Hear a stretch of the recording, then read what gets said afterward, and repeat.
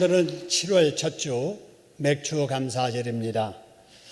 따라서 오늘 여러분과 함께 나눌 말씀의 제목은 행복하게 사는 방법입니다. 사람들이 다 형편 다르고 생각 다르지만 공통적인 생각은 행복하게 살고 싶은 것일 겁니다. 7월 첫 주 하나님께서 예배하는 여러분 모두에게 여러분의 소원대로 금년 여름도 장래에도 행복하게 살도록 인도하여 주실 줄로 믿습니다. 자, 그렇다면 그런 마음으로 우리 옆 사람들에게 행복하게 사시길 바랍니다. 인사하게 시켰습니다. 자, 행복하게 사시길 바랍니다.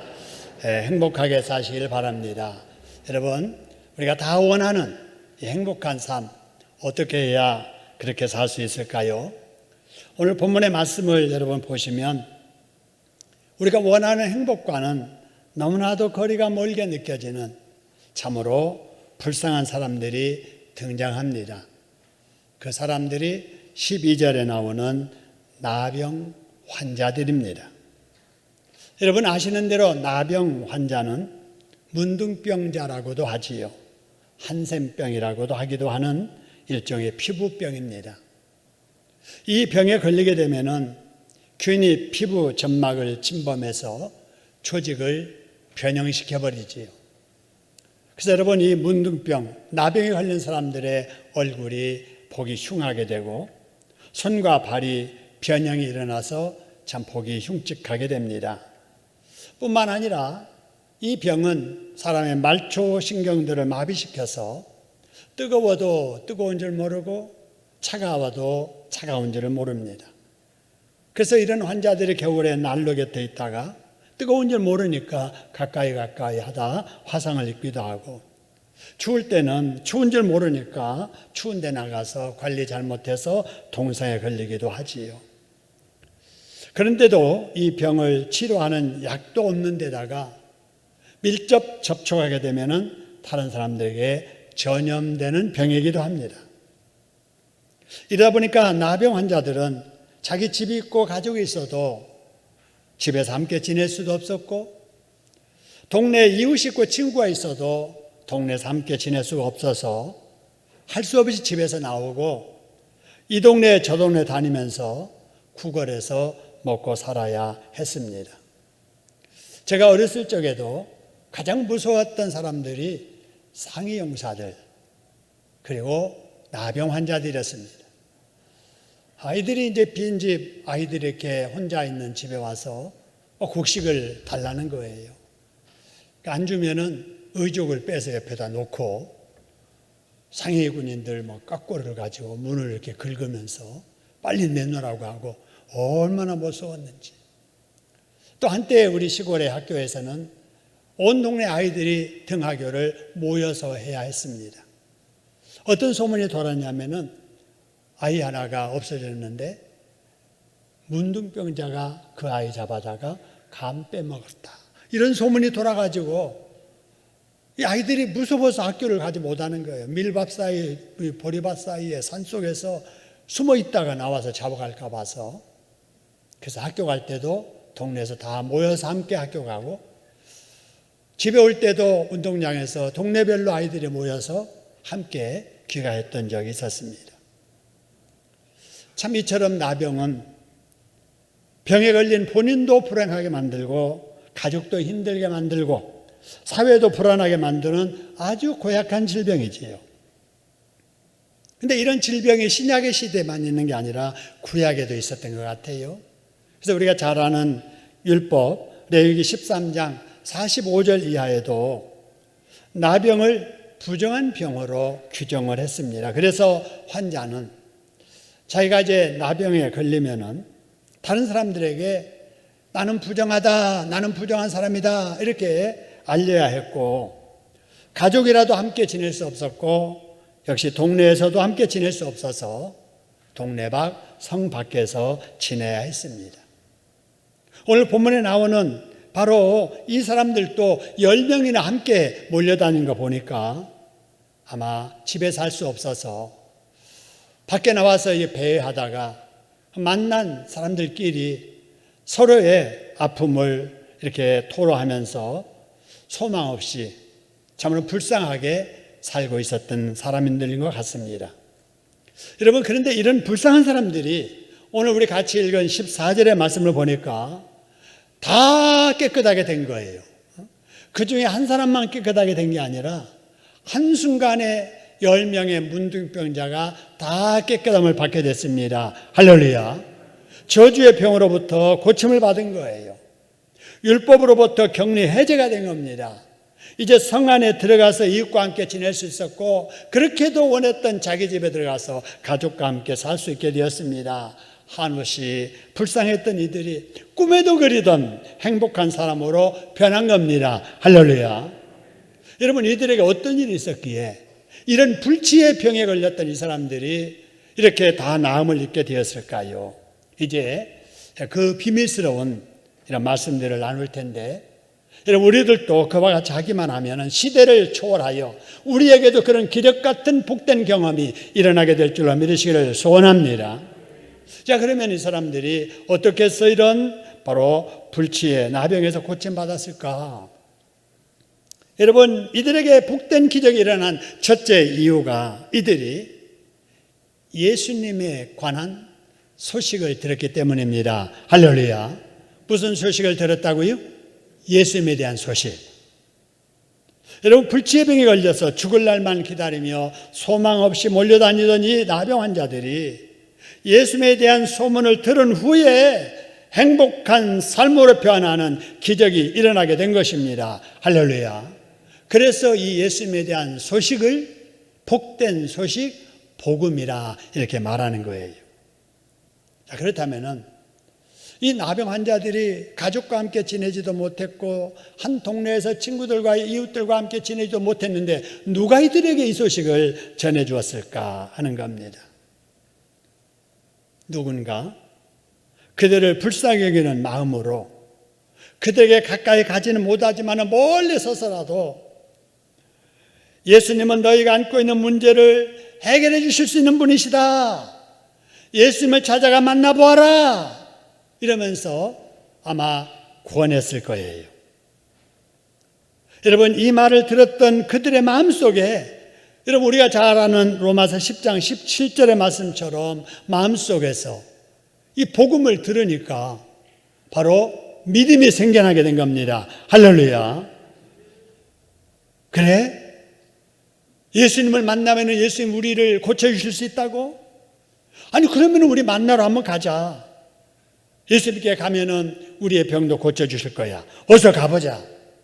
이렇게 해서 소망 없이 살던 10명의 불행했던 나병 환자들이 예수님께 고침을 받아서 행복한 사람이 된 겁니다. 할렐루야. 그래서 여러분, 예수님의 소식을 전하는 전도가 중요하고 선교가 중요한 것입니다. 할렐루야. 결석자에게 출석을 권면하는 것이 그래서 중요한 거예요. 내 입에서 나가는 말 한마디, 예수님의 소식을 전하는 그 말 한마디가 여러분, 사람을 불행해서 행복으로 바꿔놓는 기적을 일어나게 됩니다. 할렐루야. 요즘 우리 교회에서 새벽 기도 시간에 열왕기하 강해를 하고 있습니다마는 엊그저께 살펴봤던 거기 5장의 말씀 보니까 아람 나라의 나아만이라고 하는 군대 장관이 등장합니다. 여러분, 잘 아는 바로 나아만. 이 사람은 여러분, 본문에 등장하는 10명과 같이 똑같은 병, 나병에 걸렸던 사람이에요. 근데 이 나아만은 큰 용사였습니다. 그 능력이 왕에게 인정받아서 신임받아 국방장관이 되었던 사람이에요. 그 나라 안에 왕 다음에 서열 2위입니다. 그러니 권력 있죠, 돈 있죠, 뭐든지 맘만 먹으면 할 수 있는 이 사람이었는데, 하지만 그가 안고 있는 나병엔 고칠 수가 없었습니다. 그 당시에는 나병을 치료할 약도 없었고 그런 병을 다스릴 만한 의원도 없었습니다. 그런데 그러던 그가 열왕기하 5장 14절의 말씀 보니까 나병 때문에 변색되었던 피부, 피고름 나던 환부가 어린아이의 살같이 회복되어 깨끗하게 되면서 고침을 받은 것입니다. 할렐루야. 여러분, 권력으로도 해결하지 못하고 돈으로도 해결하지 못한 나병 문제를 어떻게 고침을 받았는가? 여러분 열왕기하 5장 2절 3절에 보니까 그 나아만의 집에서 심부름하던 식모 하나가 있었습니다. 이 식모가 어떤 계집 아이였느냐? 이스라엘 아이예요. 근데 이 아람 나라 사람들이 사람이 필요하면은 이웃 나라, 이웃 동네 가서 사람들을 잡아오거든요.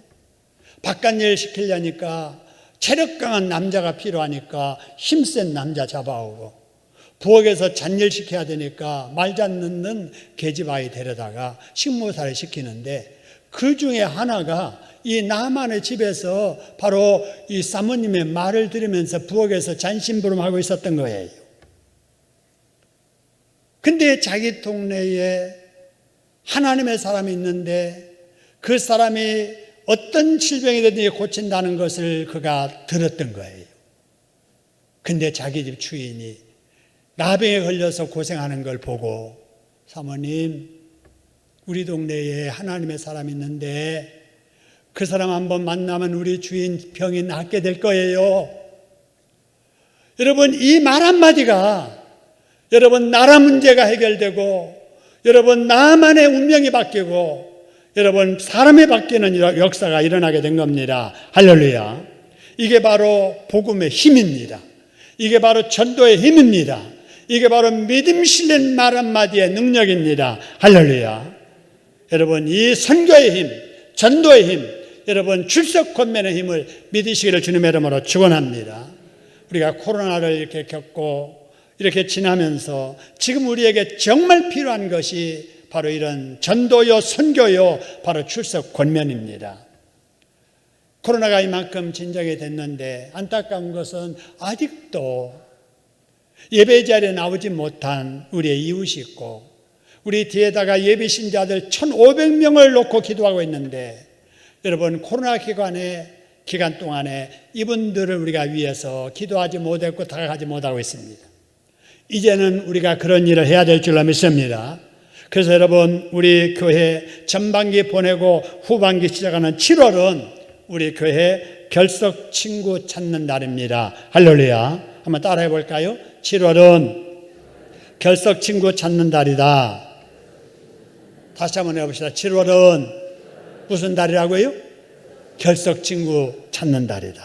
여러분, 믿는 자 입에서 나오는 믿음이 실린 말 한마디가 이처럼 중요하다는 것을 알고, 여러분들도 나병 같은 질병에 걸려서 지옥에 끌려가고 있는 사람들과 코로나 바이러스 때문에 예배자리에 나오지도 못하고 있는 결석 교우들에게, 여러분 예수 믿으세요. 코로나 진정이만큼 됐으니 이제는 예배자리에 나와서 함께 예배 드립시다 라고 권면하는, 전도하는 여러분 되기를 주님의 이름으로 축원합니다. 우리 한번 따라하겠습니다. 불신자에게는 예수를 믿고 구원을 받으세요. 이렇게 전도하고, 우리 결석자들에게 따라합시다. 이제는 예배자리에 나와서 함께 예배 드립시다. 여러분 이 말을 7월 한 달 동안에 여러분의 입에서 떠나지 않기를 주님의 이름으로 축원합니다. 여러분 불신자들에게는 예수 믿고 구원받으세요. 믿다가 결석한 우리 이웃들에게는 이제는 예배자리에 나와서 함께 예배 드립시다. 이렇게 권면하는 여러분 되기를 주님의 이름으로 축원합니다. 그러면 여러분의 전도를 통해서 죽은 영혼이 살아나게 될 것이고, 잠자는 영혼들의 깨어난 역사가 일어나게 될 줄로 믿습니다. 그래서 여러분이 전도하고 선교하며 결석자를 깨우는 여러분들이 바로 행복을 전하는 행복 전령사들입니다. 할렐루야. 다시 한번 따라합시다. 전도하고 선교하며 결석자를 깨우는 내가 어떤 사람이라고요? 행복을 전하는 행복 전령사입니다. 할렐루야. 여러분 7월 한 달 동안의 무더위 속에서도 행복을 전하는 행복 전령사로 사시기를 주님의 이름으로 축원합니다.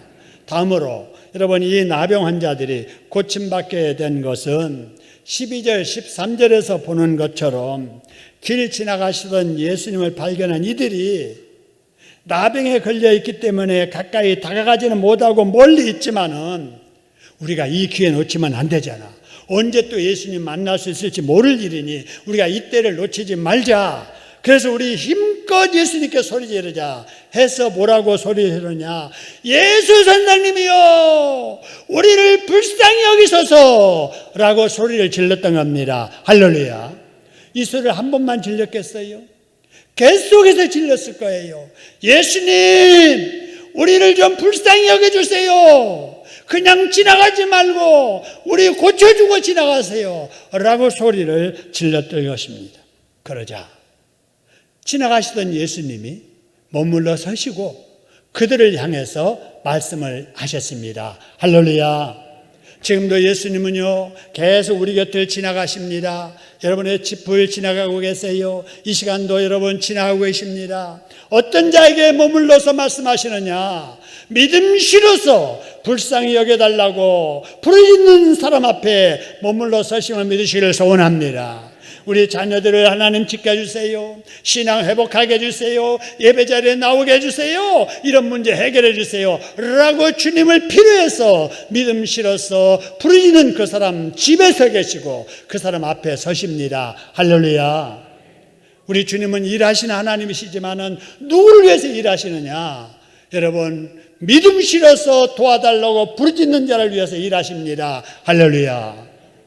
여러분, 기도에 힘쓰시기를 주님의 이름으로 축원합니다. 부르짖어 하나님 앞에 애원하는 여러분 되기를 주님의 이름으로 축원합니다. 여러분, 그래서 주님께서 그들 앞에 서셔서 말씀하십니다. 뭐라고 말씀하시느냐? 제사장들에게 가서 너희 몸을 보이라 하시는 거예요. 여러분, 이렇게 말씀하신 이유는 당시 율법으로 어떻게 규정되어 있느냐?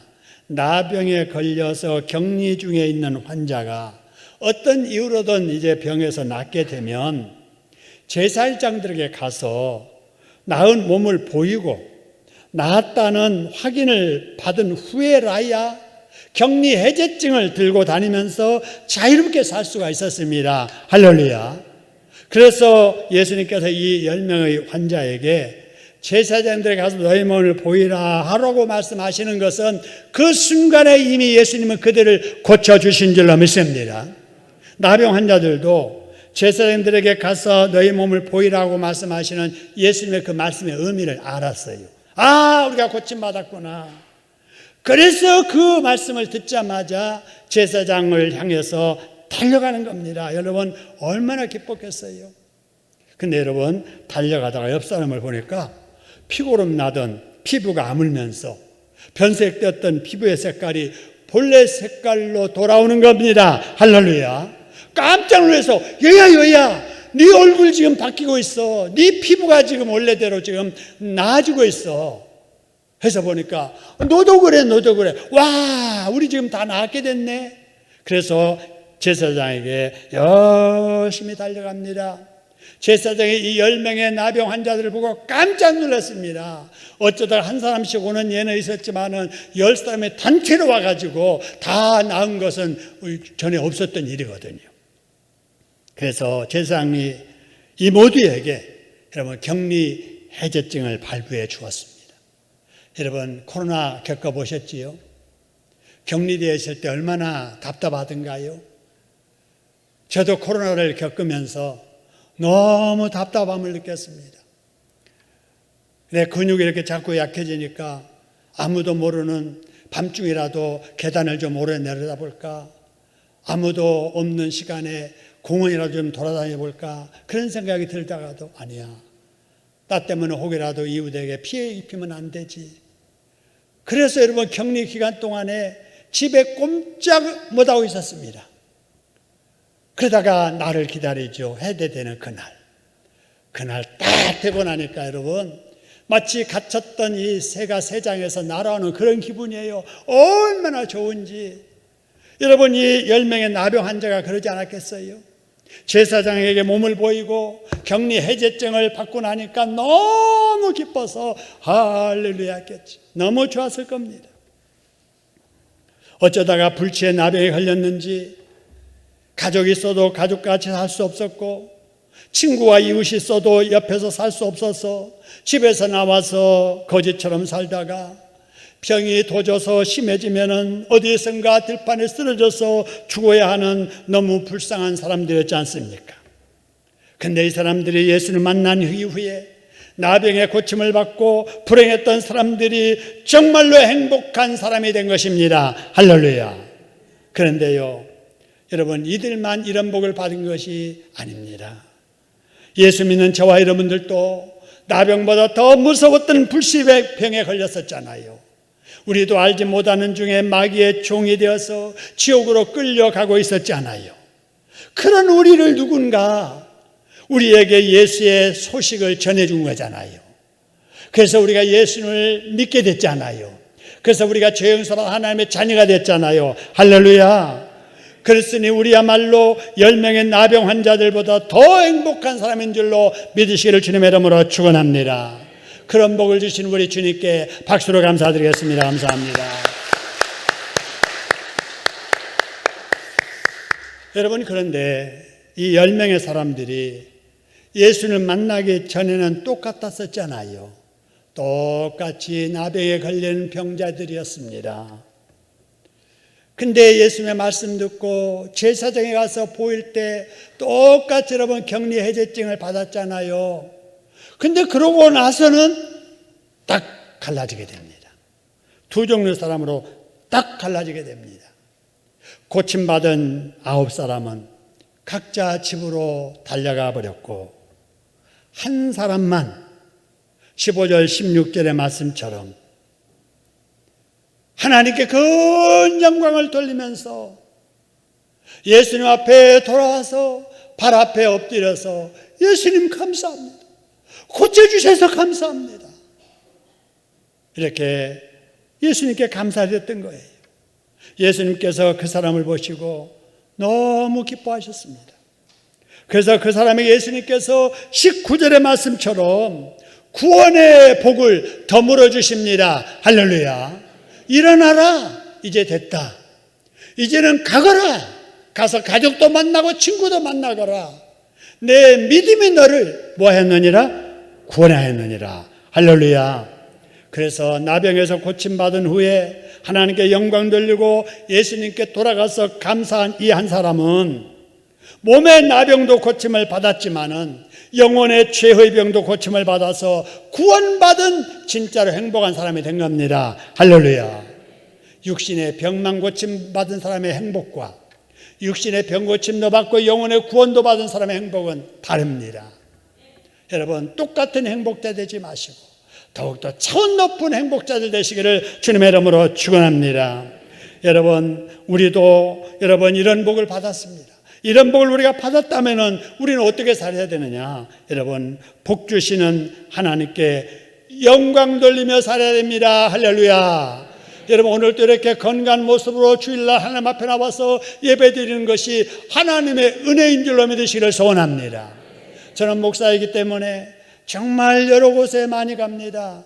여러분, 아기가 태어나서 돌잔치도 가고요, 결혼하는 혼인잔치도 가고요, 칠순 팔순잔치도 가지만 장례식장에도 가고 중환자실에도 가고 환자들이 있는 병실에도 갑니다. 응급실에도 갑니다.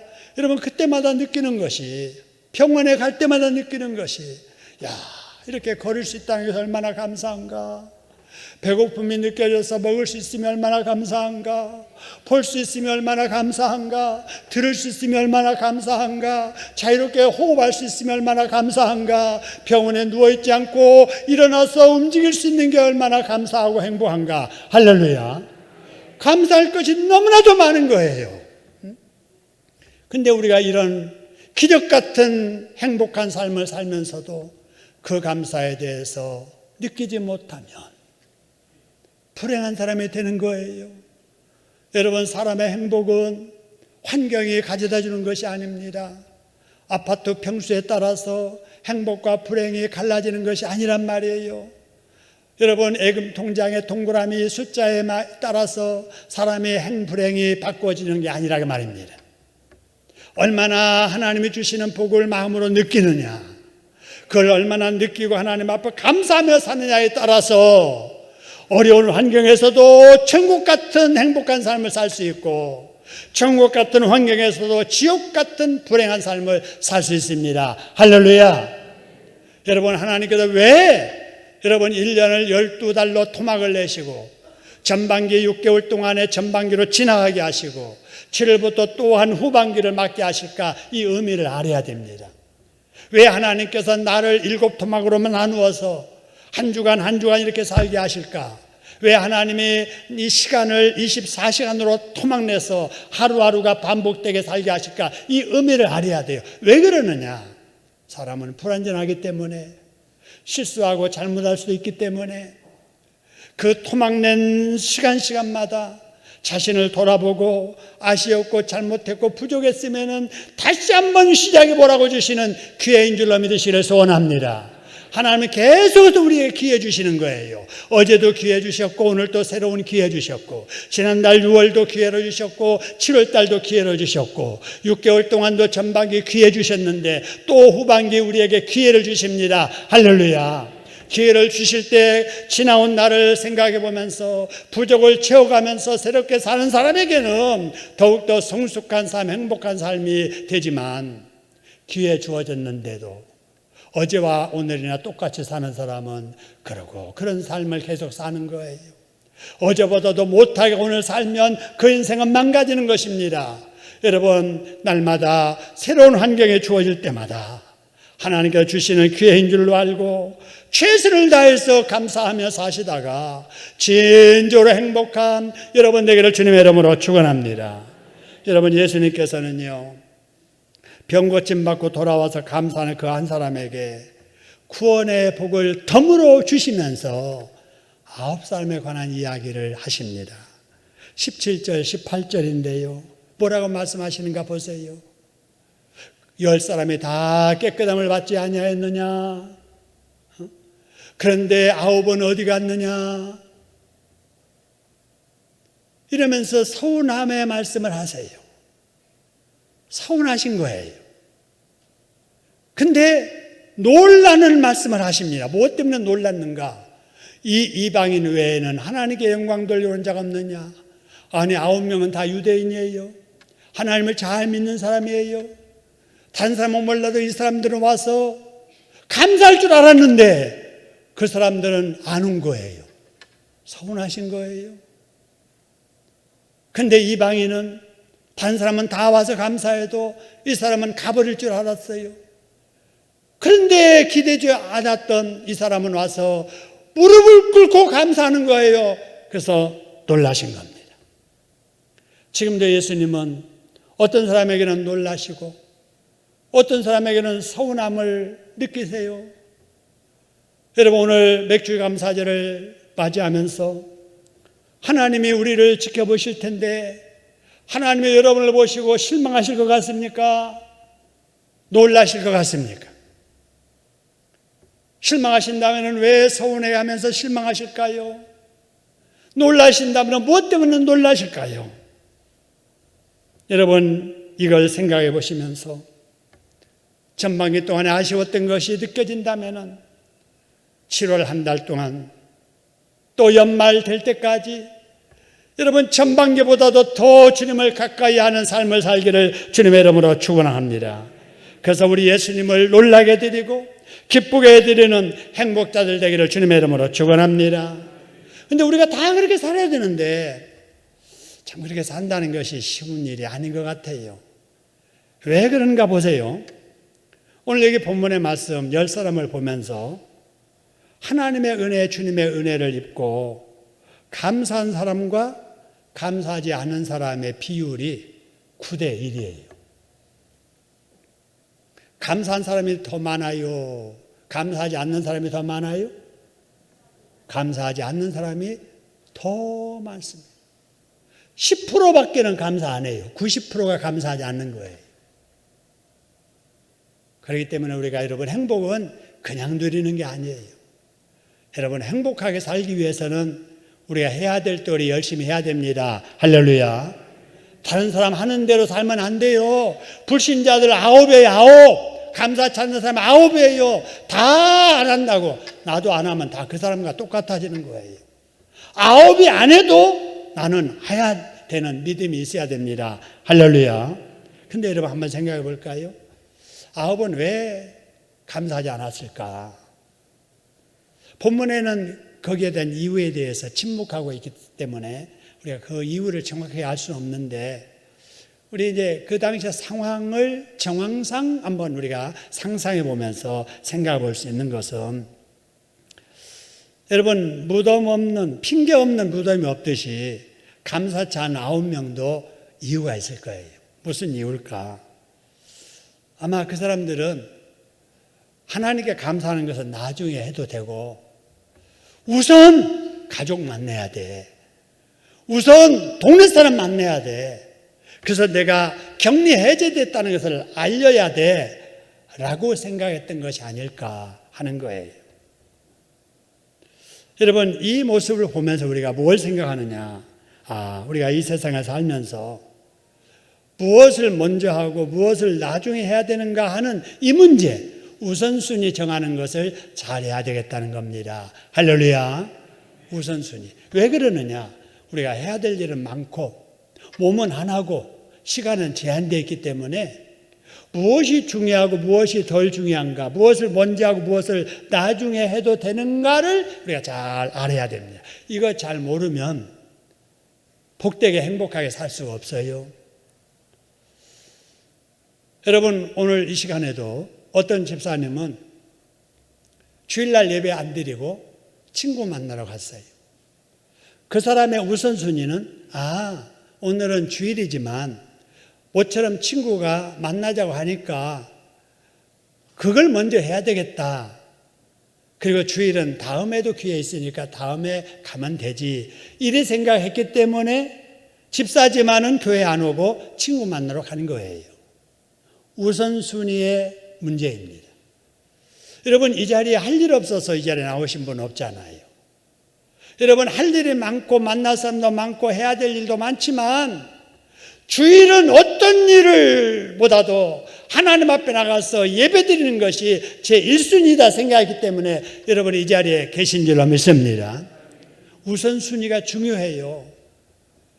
여러분, 학생도 우선순위를 잘 정해서 실천하는 학생이 공부도 잘합니다. 사회생활도 우선순위를 잘 정해서 행하는 사람이 성공합니다. 신앙생활도 마찬가지예요. 우선순위를 정하여 실행하는 사람이 예수님께 주시는, 더불어 주시는 복을 받을 수 있습니다. 할렐루야. 그렇다면 우리가 세상 살아가면서 무엇을 제1순위에 두고 살아가야 할 것인가 하는 거예요. 이에 대해서 예수님께서 마태복음 6장 33절에서 말씀하셨거든요. 보세요. 그런즉 너희는 그 나라와 그 의를 구하라 그랬어요. 근데 그 나라와 그 의가 아닌 내일, 또 인간적인 일, 세상적인 일, 이런 일도 있을 수 있잖아요. 근데 여기 말씀 보니까 가장 중요한 것이 그런즉 너희는, 그 다음에 두 글자 뭐예요? 먼저 하는 거예요. 하나님 나라, 하나님의 영광을 위해서 먼저 우선순위에 두라는 것입니다. 할렐루야. 무엇보다도 먼저 하나님이 기뻐할 일을 해라. 하나님 말씀 순종하는 일을 먼저 하라는 거예요. 그렇게 사는 것이 여러분 뭔 줄 아세요? 하루에 첫 시간을 드리는 새벽기도 드리는 겁니다. 먼저예요. 먼저. 내가 오늘 하루 가장 먼저 뭘 할까? 하나님 앞에 먼저 무릎 꿇고 기도해야지. 우리 하나님의 말씀 먼저 듣고 기도하고 하루를 살아야지. 이걸 우선으로 인정하는 사람들이 새벽기도 하는 거예요. 근데 제가 새벽기도 마치고 이렇게 가다 보니까 어느 집사님이 열심히 운동하세요. 제 마음속에 아이고, 저 집사님 새벽기도하고 가서 운동하면 더 좋을 텐데, 이런 생각이 드는 거예요. 근데 그분은 그게 아니에요. 내 건강을 위해서 운동이 먼저다 하니까 새벽기도 못하는 거예요. 여러분, 새벽기도 나올 수 있는데도 새벽기도 생각 못 하시는 분들, 여러분 후반기는 좀 달리 생각해 보세요. 누가 새벽에 가지 말라는 사람도 없고, 가고 싶은데도 몸이 아파서 움직일 수 없어서 못 가는 것도 아니고, 또 하고 싶은데 시간이 없어서 할 수도 없는 분이라면 모르지만 그게 아닌데도 불구하고 안 한다? 우선순위 잘못하고 사는 거예요. 여러분 우리 본교회 새벽교회 다 참석하시고 본교회 나오실 수 없는 분들은 가까운 교회 이단교회가 아니라면 출석하여서 열심히 기도하시고 그럴 시간도 없다면 여러분 집에서라도 하나님의 말씀 간단하게 읽고 기도하고 하루를 시작하시기를 소원합니다. 하나님을 우선하여 사는 그 하루가 하나님이 책임져 주실 줄로 믿으시기를 소원합니다. 하나님 우선주의. 그 신앙으로 한 주를 사는 것이 뭐냐? 여러분 주일 성수예요. 한 주가 시작되는 날이 주일이잖아요. 일회 중에 엿새는 나를 위해서 열심히 살지만은 하루는 주님의 날이니까 하나님 앞에 예배드리고 봉사하고 섬겨야 되겠다. 그 날이 여러분 주일이잖아요. 여러분 그런 믿음으로 이 자리에 계신 줄로 믿으시기를 소원합니다. 그래서 여러분 한 주의 첫날을 주님 앞에 드리는 자, 한 주를 하나님이 책임져 주실 줄로 믿으시기를 소원합니다. 여러분 하나님 우선주의, 그렇게 사는 것이 소득이 있을 때 하나님께 드리는 11조 생활이에요. 하나님이 다 주셔서 우리가 살고 있는데 가장 먼저 하나님 것을 구별해서 뚝 띄워놓고 그 나머지 거 가지고 살림하고 자녀 키우고 내 용돈 쓰고 이렇게 살아야지.